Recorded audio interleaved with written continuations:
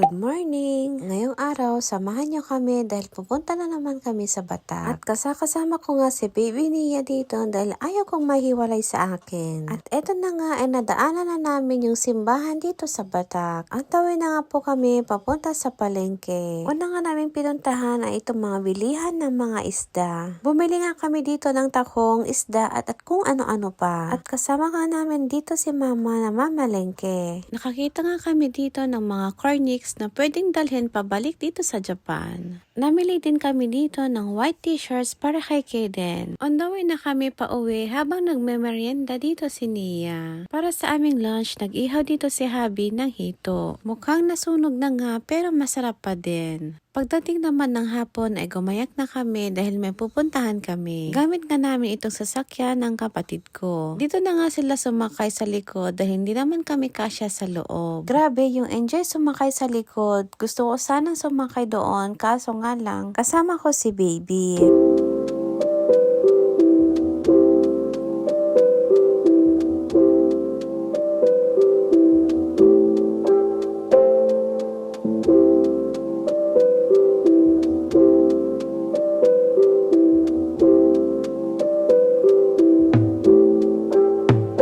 Unang destination nga namin ay itong Watchtower Corimao.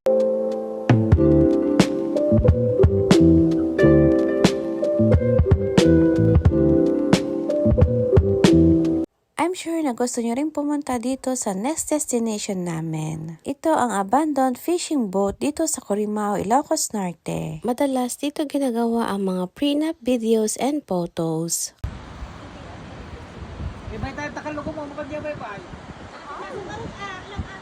Hi! I mean, fight in the ship. I love bangin! Yay! May barko doon. Video.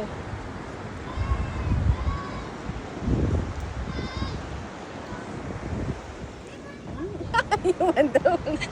Tapos ito na talaga. Yay! Pwede gusto ba yan? Ay, gusto kumaan.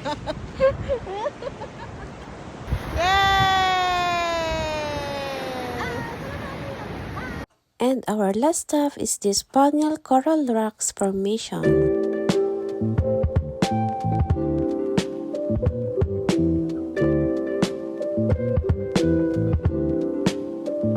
We decided to have picnic here with the sunset view. And of course, together with my family.